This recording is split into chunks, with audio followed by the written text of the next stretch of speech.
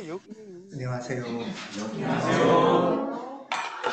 제가 약간의 감기기가 있는데 이게 또 목소리가 매력적이죠. 저는 늘 저음을 갈구했었습니다.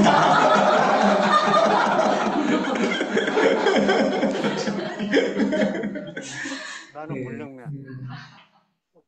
이렇게 이전의 존재가 아닙니다, 제가. 이렇게 지난주의 존재와도 또 바뀐 저를 또 여러분을 만나서 반갑습니다. 예수님 만나서 이렇게 새로운 존재로 이렇게 변화가 우리가 되는데요. 성서에 보면 이제 예수님 만나서 새로운 존재로 바뀐 아마 대표적인 인물이 베드로일 겁니다. 베드로는 많이 들어보셨죠? 베드로 하면 어떤 이미지가 떠오르세요? 네? 어부. 네, 어부. 예, 어부. 또요? 다혈질. 장형. 욱하는. 예. 뭐 또 한편으로 그러면서 막 겁도 많은 것 같기도 했다가, 막 거짓말도 했다가, 뭐 이런 여러 성격들이 있어요. 그럼에도 불구하고 이 베드로는 복음서에 보면은 제자가 이제 예수님 제자가 12명이잖아요. 12명의 목록이 나올 때 항상 제일 처음에 나오는 이름이에요. 베드로. 그러니까 제자들 중에 1번 같은 사람인 거죠. 예. 교회 역사에도 보면은 이제 가톨릭 교회나 정교회나 보면 교회당에 성화들이 많이 있죠. 성화가 많은데 성화에도 아주 자주 등장하는 인물이 베드로입니다. 제가 성화를 하나 갖고 왔는데 자, 여기서 이렇게 예측 가능한 분들이 있나요? 잘 좀 보이시나요? 성화들 중에 보면은 맨 오른쪽이라고 해야 돼요. 오른쪽 끝에는 여인이에요, 여인. 예, 성화에서 여인이 중심에 있으면 거의 100% 성모 마리아. 예수님의 어머니 마리아. 여인이고요. 그 여인 뒤에는 누굴까요? 여인 바로 뒤에 보면 이렇게 날개가 있죠? 날개가 보이나요? 예, 날개가 있으면 천사예요, 무조건. 예, 날개가. 예. 뭐, 우리가 아는 천사 이름은 2명밖에 없어요. 라파엘하고 미카엘하고. 예, 그러니까 둘 중에 한 명이겠죠? 예. 그러니까 여인은 마리아. 그 다음에 날개가 있으면은 천사. 그 다음이 베드로예요. 예. 그러니까 여기서만 봐도 서열이 높죠, 굉장히. 예. 마리아는 뭐 예수님의 어머니니까 또 이제 가톨릭에서는 굉장히 중요한 인물이니까 그 다음에가 제자는 베드로인 거예요. 그러니까 아주 대단한 거죠.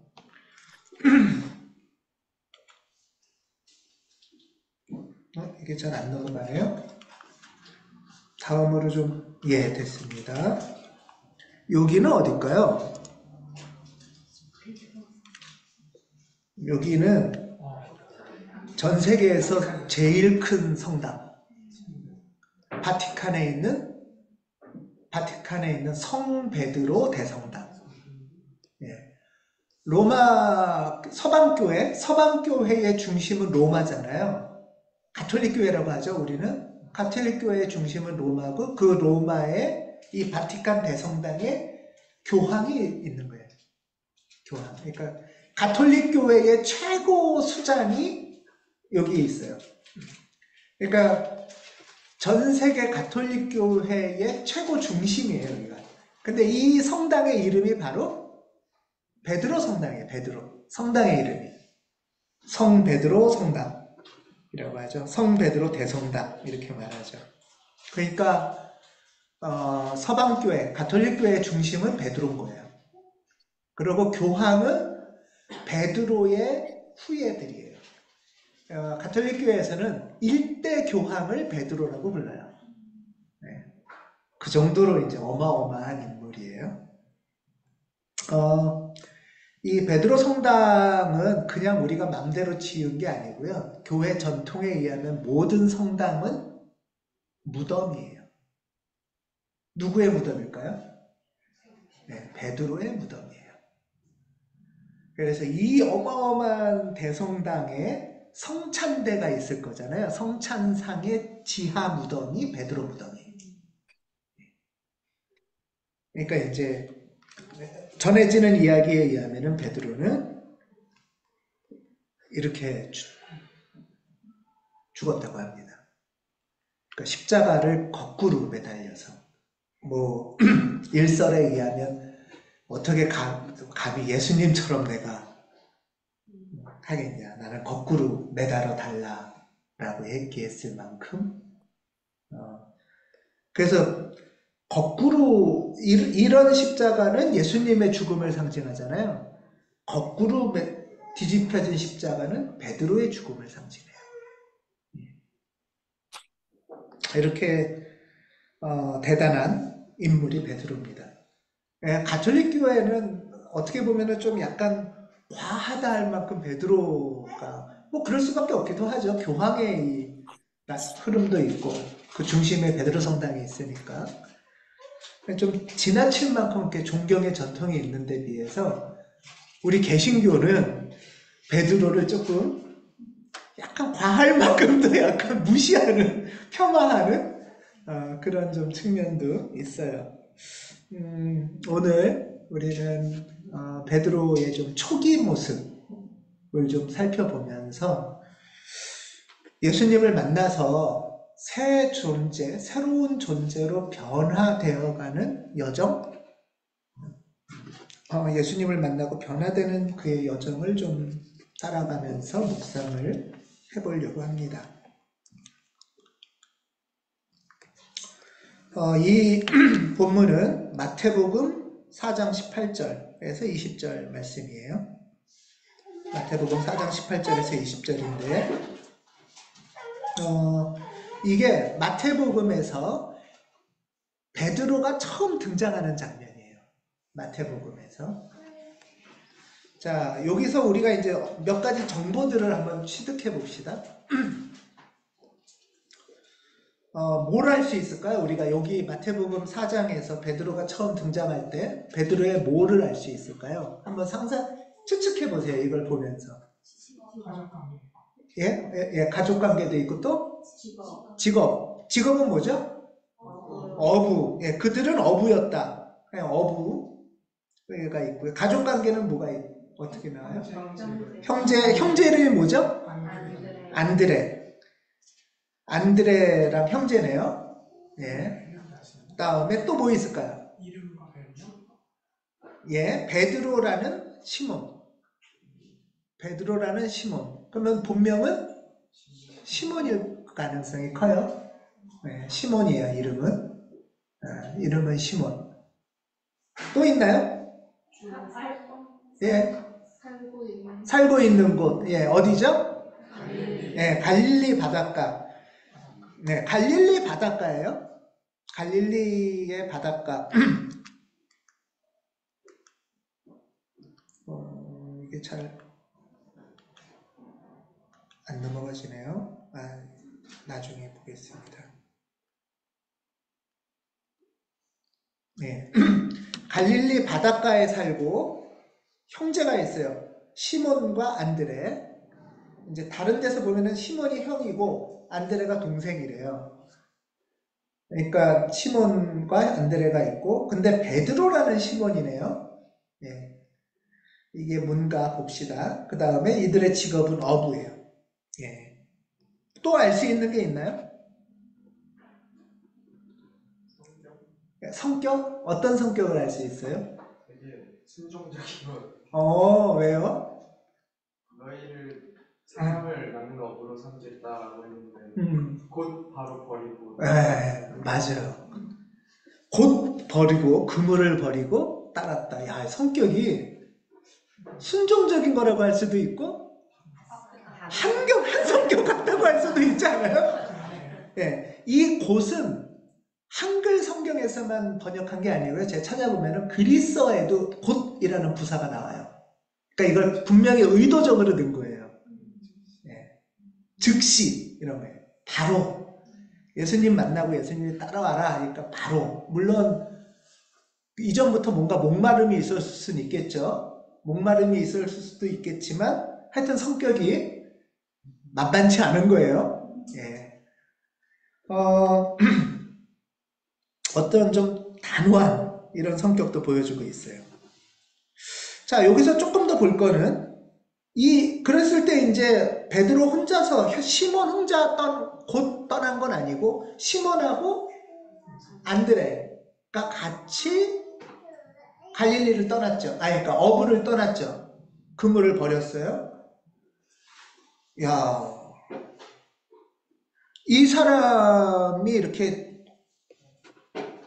그물을 버리고 예수를 곧 떠났다. 두 형제가. 이거 어떤 영향을 미쳤을까요?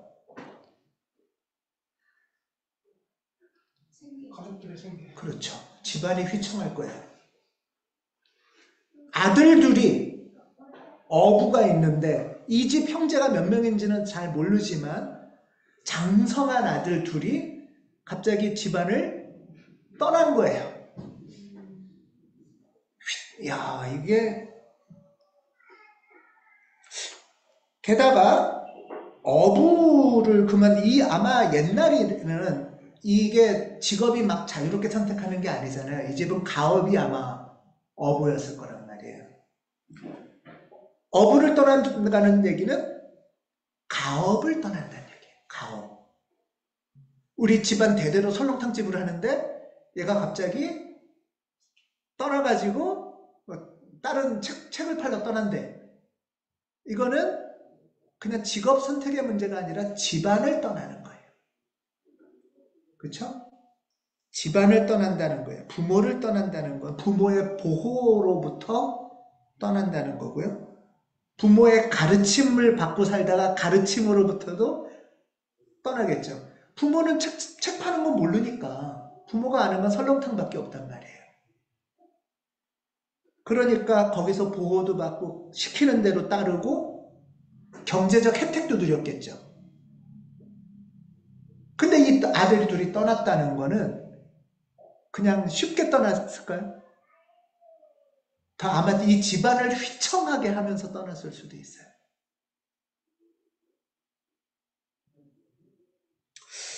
야, 이런 집안의 어떤 경제적인 혜택을 못 받을 수도 있는 거예요.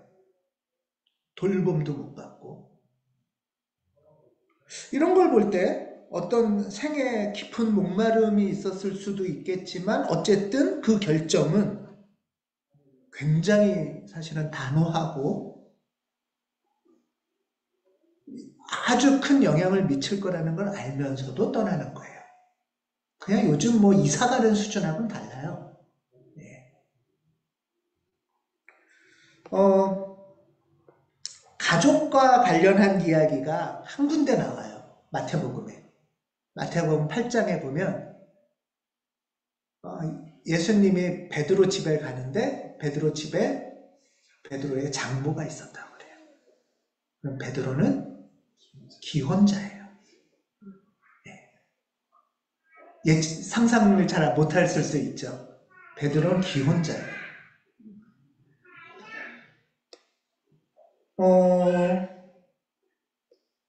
부모를 떠났다는 거는 베드로가 이 집안 부모랑 다른 관계를 맺어야만 되는 거죠.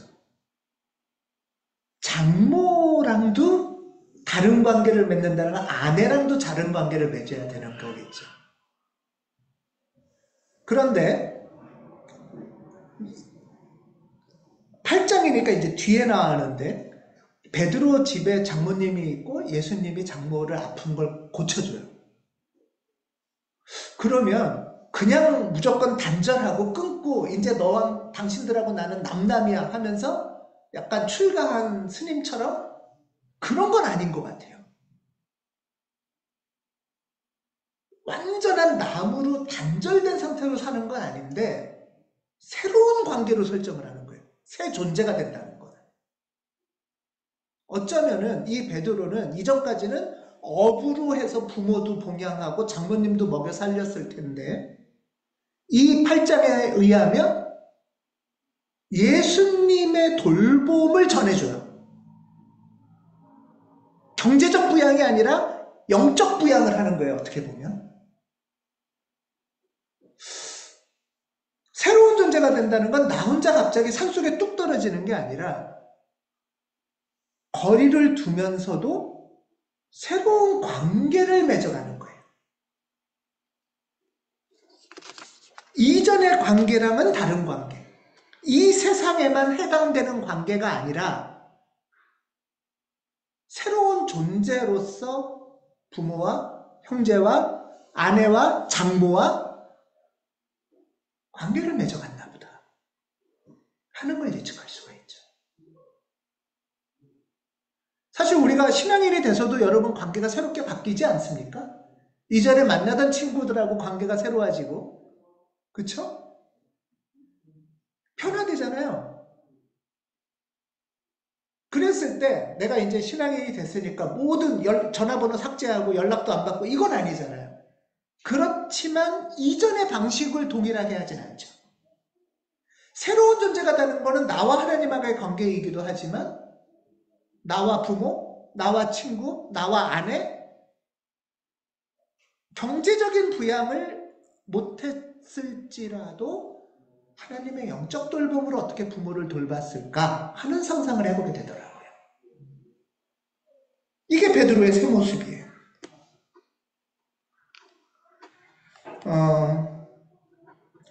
이제 이렇게 4장에서 예수님의 부름을 받은 다음에 베드로는 이런 관계도 새로 맺어가면서 예수님을 따라다니면서 배움을 아주 열심히 합니다.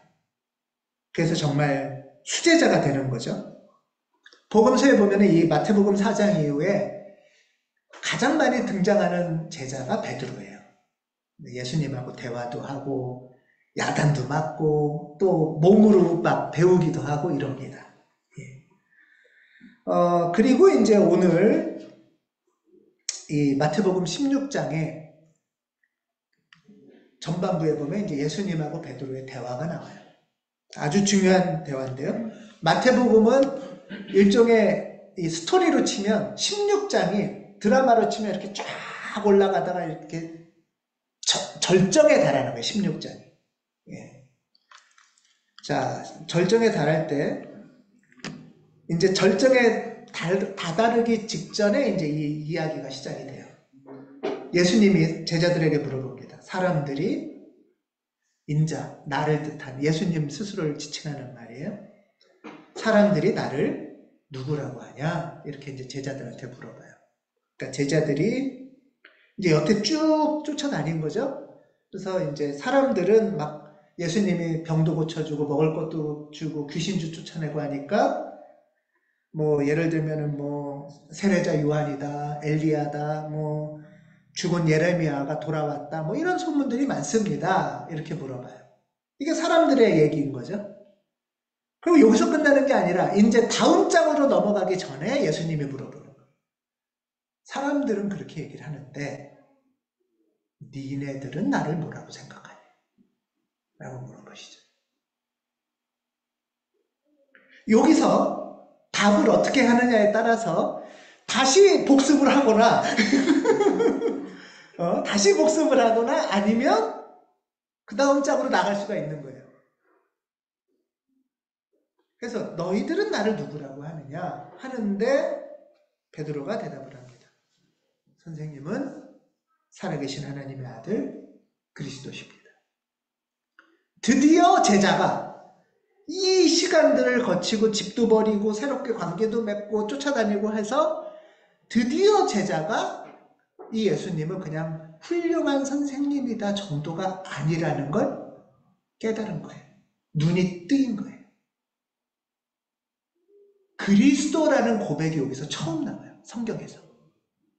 이거 엄청난 거예요. 그거를 예수님이 나는 그리스도야 이렇게 가르쳐 준 게 아니라 깨달음을 얻고 제자가 첫 고백을 하는 거예요. 당신은 살아계신 하나님의 아들 그리스도십니다. 우리의 구원자십니다. 여기서 하나님의 아들은 당시에는 일반적으로 누구를 하나님의 아들이라고 불렀을까요? 로마 제국의 황제 아우구스투스를 하나님의 아들이라고 불렀어요. 당시에 동아시아에서는 하나님의 아들을 누구를 하나님의 아들이라고 불렀을까요? 중국 황제죠. 중국 황제의 한자가 천자, 하늘천 아들자. 천자 하면은 중국 황제, 로마에서는 로마 황제. 근데 베드로는 당신이야말로 황제다. 당신이야말로 그리스도다. 이렇게 부른 거예요. 야, 그러니까 예수님 마음이 어떻겠어요? 이 얘기를 딱 들었을 때. 어우, 가르친 보람이 있네. 어우, 이렇게 그냥 막 끙끙끙끙 매면서 막 밀당하면서 막 야단치고 배우고 끌고 다니고 이러면서 했는데, 야, 그래, 배운 보람이 있다. 가르친 보람이 있다. 얼마나 기뻤겠어요. 사람들은 이 소리하고 저 소리하고 이랬는데. 그래서 예수님이 흥분하신 것 같아요. 너무 기쁜 거예요. 예수님이 좀 업됐어요. 그래서 어이구 내 새끼 거의 이런 분위기였을 것 같아요. 그래서 이렇게 얘기하세요. 당신은 살아계신 하나님의 아들이고 그리스도십니다 하니까 시몬 바요나야 너는 복이 있다. 이 시몬이 베드로죠. 베드로의 이름이고 바요나는 뭐냐면 요나의 아들 또는 요한의 아들 이런 말이에요. 그래서 요한의 아들 시몬아 이렇게 요한복음에서는 부르죠. 예. 시몬이 본명이에요. 시몬아 너는 복이 있다. 너는 이거를 알게 된 거는 사람 덕분이 아니라 하나님이 알려주신 하나님의 깨달음을 만난 거야. 너는 새 존재로 진리의 문이 열린 거야. 이렇게 얘기를 하는 거예요. 너 복 받았구나. 그러면서 이제 내가 너한테 이름을 줄 거야. 너 이름은 이제부터 베드로야. 이렇게 부르시는 거예요. 너 이름. 원래 베드로가 아니에요. 너는 베드로야. 베드로는 페트로스라는 그리스어고요. 이게 영어로는 피터. 네, 페트로스나 피터라는 말의 원뜻은 뭐냐면 페트로는 뭐냐면 바위. 바위인데 우리 바위는 그냥 한 5m, 10m 되는 바위를 바위라고 하잖아요. 그게 아니라 수백 미터 되는 안반 같은 게 안반. 네, 너럭바위 같은 거 있죠. 막 수백 미터 또는 수천 미터 되는 그런 거대한 바위란 뜻이에요. 너는 이런 바위야. 이제 너 이름을 바위라고 부를 거야. 이 수천 미터 되는 안반 위에 내 공동체를 세울 거야. 네가 우리 공동체의 토대야. 이렇게 말하시는 거예요. 야, 너 정말 하늘의 문이 열렸다. 하는 예수님이 너무 기쁘신 거죠. 그리고 내가 너한테 하늘나라의 열쇠, 천국 열쇠를 줄 거야. 이렇게 얘기를 하시는 거예요. 그러니까 이 베드로 반석이고 이것을 통해서 하늘문이 열리게 할 거야. 얼마나 대단하면 이렇게 얘기하시겠어요. 예.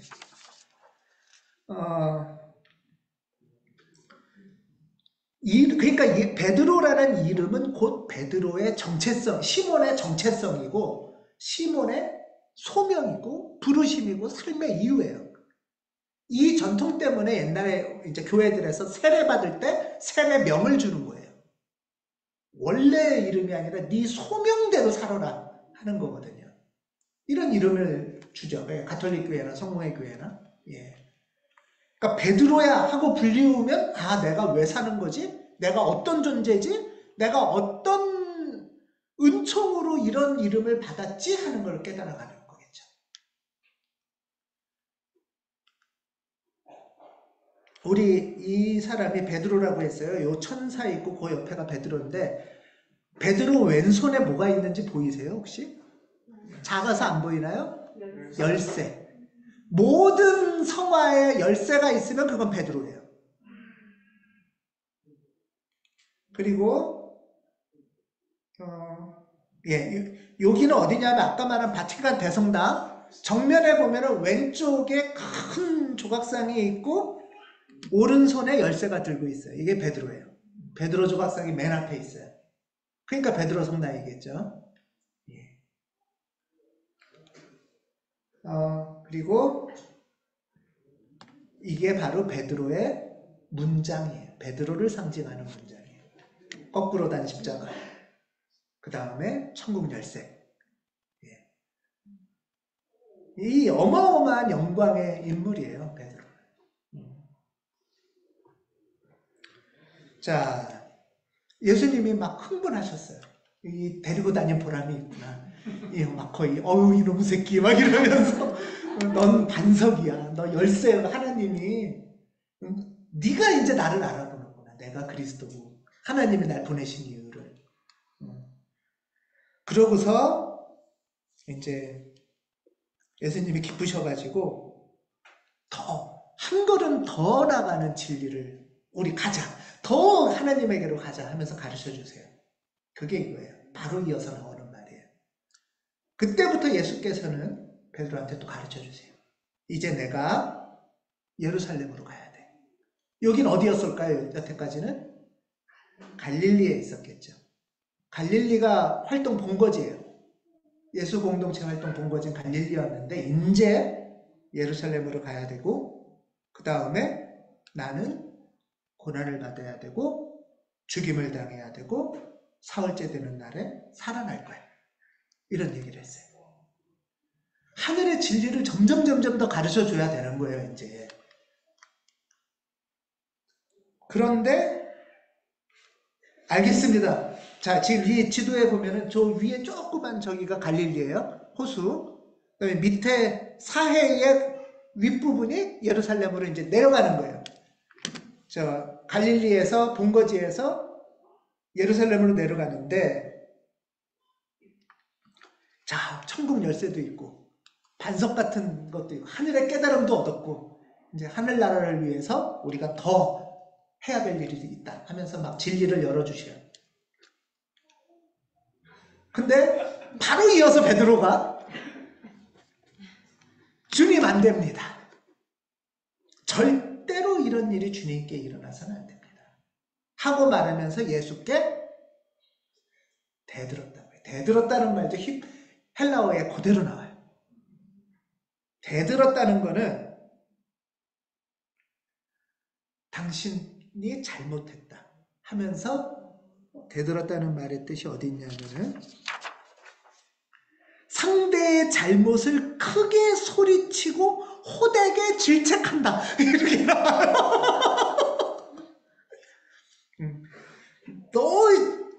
너 잘못 판단한 거야 하면서 크게 소리치고 버럭 소리치면서 호되게 질책하는 거야. 야단을 치는 거예요. 지금 스승한테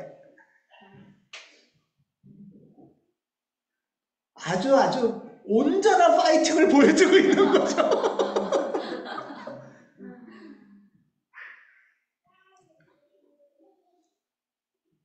어떻게 이럴 수가 있을까? 그리스도라는 것도 알고 반석이란 이름도 받았고 천국 열쇠도 받았는데도 사람이 이렇구나. 참, 왜 이럴까? 이런 생각을 해봤어요. 저는 왜 이랬을까? 첫 번째, 절대 이런 일이 주님께 일어나서는 안 됩니다. 이런 일이 어떤 일이죠? 고난받고 죽는 거죠. 근데 잘 생각해 보세요. 예수님이 거기까지만 얘기했나요? 죽고 나서 살아난다는 얘기 하셨죠? 그러면 절대 살아나서는 안 됩니다. 이건 아니겠죠? 그럼 왜 그런 거예요? 듣다 만 거죠. 예수님 얘기를.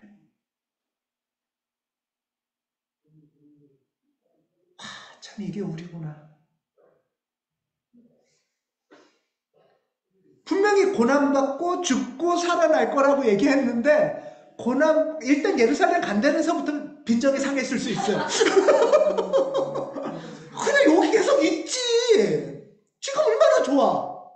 거기다 반석도 있고 열쇠도 있는데 여기서 맨날 먹고 놀고 잔치하고 얼마나 좋아.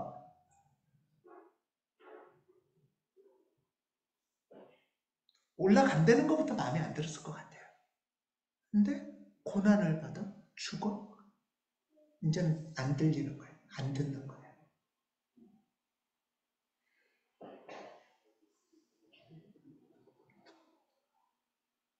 어쩌면 저는 그런 생각도 한 번 더 해봐요. 나도 이제 알 만큼 알아. 그냥 여기 있으면 되지 뭘. 나도 이제 배울 만큼 배워서 신앙이 뭔지도 알고 하나님 뜻이 뭔지도 알고 천국 열쇠도 나한테 있는데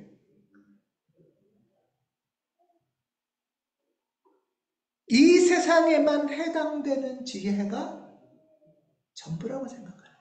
여전히도 다시 돌아가는 거예요. 다시. 조금만 더 귀를 열었으면 끝까지 들었을 텐데 다시 확 옛사람이 올라온 거예요.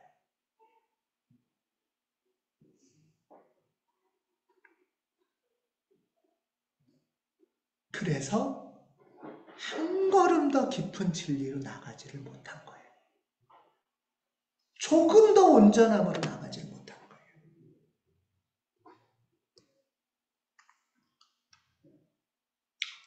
그래서 예수님한테 이렇게 버럭 소리를 지르면서 있을 수 없는 일이라고 하면서 야, 이 마음들을 이런 얘기를 들을 때 예수님 마음이 어떨까? 막 업됐던 마음에 흥분했던 마음에 예수님도 지지 않아요. 예수님도 지지 않고 이 베드로의 이거를 지금은 내가 너를 압도하고 선한 힘으로 제압해야겠다 하는 마음이 있을 수도 몰라요. 그러면서 베드로한테 뭐라고 부르냐면 사탄이라고 불러요. 사탄.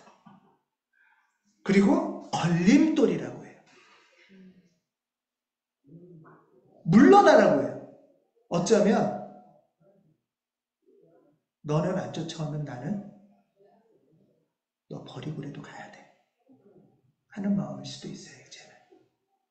지금은 이제는 더 이상 우쭈쭈해서 될 문제가 아니야. 오냐오냐해서 될 문제가 아니야.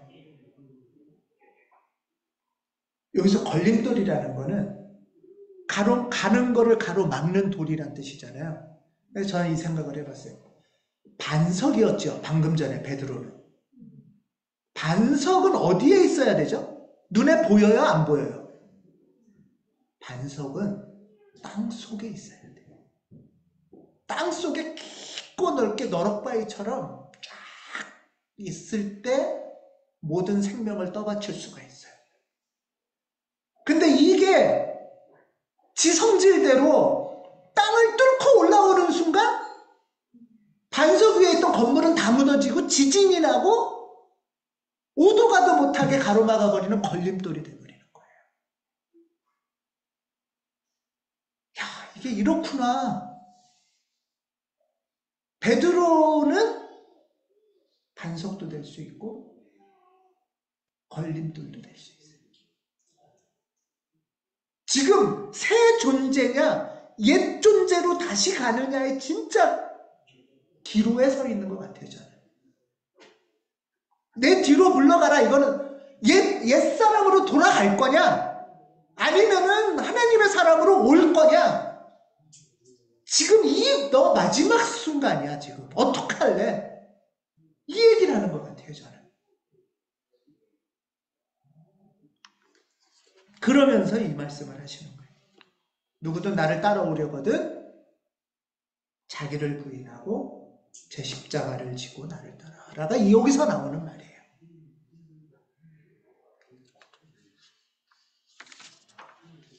자기를 부인한다. 이거는 영어 성경에는 이렇게 표현되어 있어요. let him deny himself. 자기를 부인한다는 게 앞에 힘이, 앞에 나가 뒤에 나를 부인하는 거예요. 앞에 나가 힘이 뒤에 힘을 부인하게 해라는 거예요.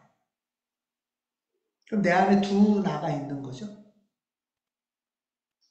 하나님의 마음을 품고 하나님의 영광을 따르고 싶은 나가 있고, 아 이제 됐지 뭐 이 정도면 여기서 이제 내가 아는 만큼 살고 누리면 되지 뭐 하는 나가 있는 거예요. 이 둘의 충돌에서 어떻게 할 거냐 하는 질문을 지금 베드로한테 하시는 거예요.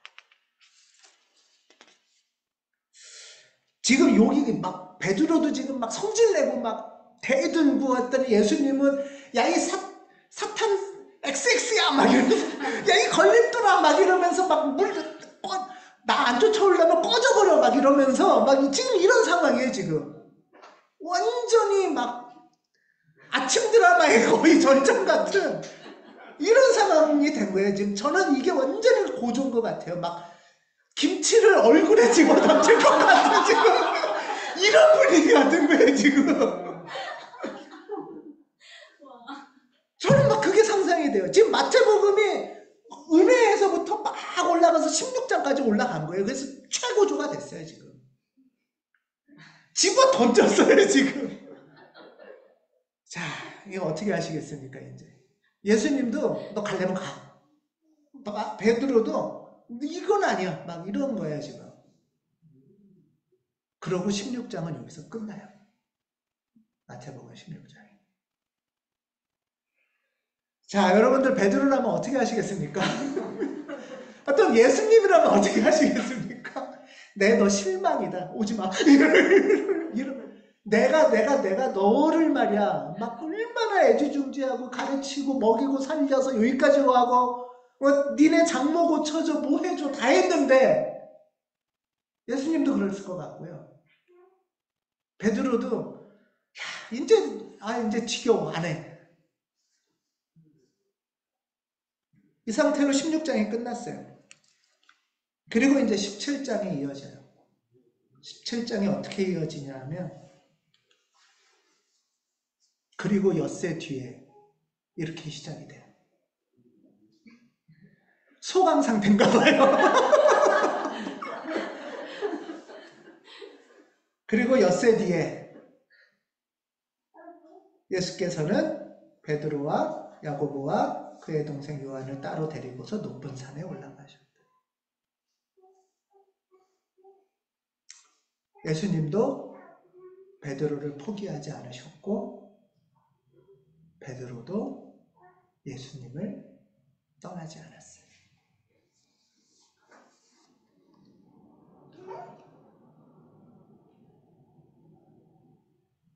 높은 산에 올라가자 하고 다시 부르셨어요.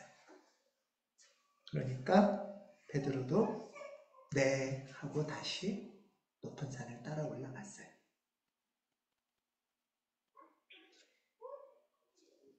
근데 그 높은 산에서 무슨 일이 있었냐면 예수님이 그들이 보는 앞에서 변하시는 모습을 보여주셨어요. 얼굴은 해와 같이 빛나고 옷은 빛과 같이 희게 되고 또 그 양옆으로 모세와 엘리야가 나타나고 이런 장면을 보여주셨어요. 전 이게 너무 상징적이더라고요. 저는 되게 감동적이었어요. 야, 이게 진리의 세계가 열려면은 진짜 상상도 못할 일이 벌어지는 거야. 이 진리의 세계로 들어간다는 거는 새 존재의 영역으로 넘어간다는 거는 아마 1절 엿새 동안의 과정, 그 다음에 높은 산에 올라가자고 할 때 베드로는 어떤 마음이었을까? 베드로도 버텼으니까 엿새 동안 있었겠죠? 그러고 다시 예수님이 높은 산에 가자 할 때 베드로는 아, 힘들어 죽겠는데 뭘 또 높은 산에 올라가자고 그러실까? 아직도 나는 성질이 별론데 해도 따라간 거예요. 또 따라갔을 때 예수님께서는 우리가 도저히 상상할 수 없는 신비롭고 영광스럽고 고요하면서 빛나는 어떤 차원을 또 열어주셨다는 거예요. 1절에서, 16장 마지막에서 이런 세상을 상상이나 했겠어요? 17장 1절에서도 이런 상상은 그림도 못 꿨어요. 꿈도 못 꿨을 거예요, 아마. 이게 뭐냐 하면 저는 이런 생각을 해요. 새 존재로 변화된다는 건 힘든 고툴 수도 있지만 예수님하고의 밀당도 있고 다툼도 있고 하지만 그 초대에 한 걸음 들어갈수록 정말 알지도 못하는 일들이 이름이 주어지기도 하고 천국 열쇠가 부여되기도 하고 이렇게 산에 가서 또 새로운 예수님의 얼굴을 보기도 하고 상상할 수 없는 일이 벌어진다는 거예요. 그러니 사실 예루살렘에 가서 고난받고 죽는다라는 거는 정말 이 세상에만 해당되는 생각이죠. 그 다음에 부활에 또 상상도 못할 일이 벌어지는데 베드로가 대들었던 거는 다 끝까지 안 듣고 자기의 생각에만 갇혀져 있었던 거죠.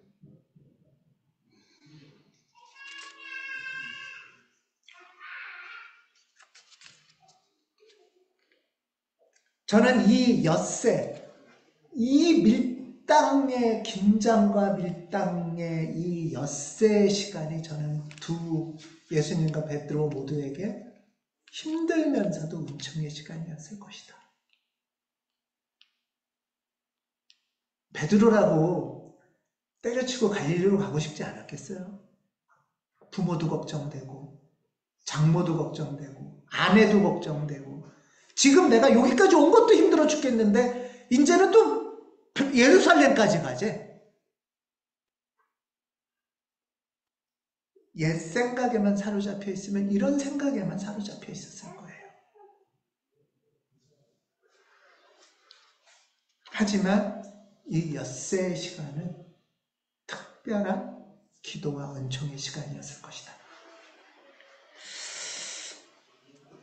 그리고 이 시간들을 통해서 하나님의 부르심에 하나님의 초대에 네 하고 따라가는, 그래서 새로운 존재의 차원으로 들어가는 베드로를 저는 생각해 봅니다.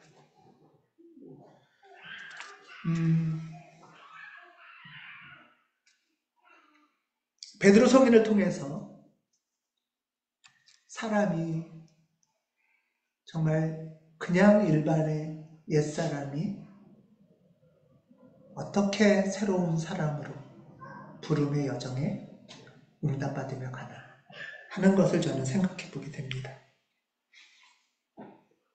주님이 우리에게 주시려는 그 풍성한 신비, 상상도 할 수 없는 영광, 끝까지 우리를 품으시고 초대하시는 그 사랑,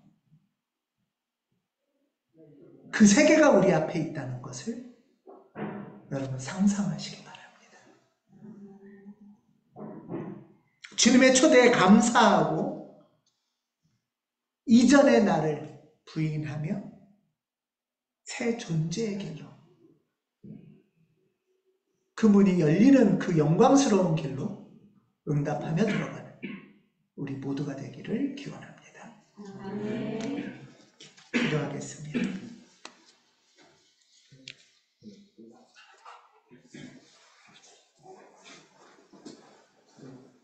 새 존재로 부르시는 주님, 이전의 것에 종노릇하지 않게 도와주시고 당신을 따라 곧 일어서는 우리 되도록 힘 주시고 이끌어 주시옵소서. 당신이 보여주실 그 영광스러운 상상도 할 수 없는 그 위로와 격려와 평안을, 기쁨을 맛보도록 도와주시옵소서. 주 예수 그리스도 이름으로 기도합니다. 아멘.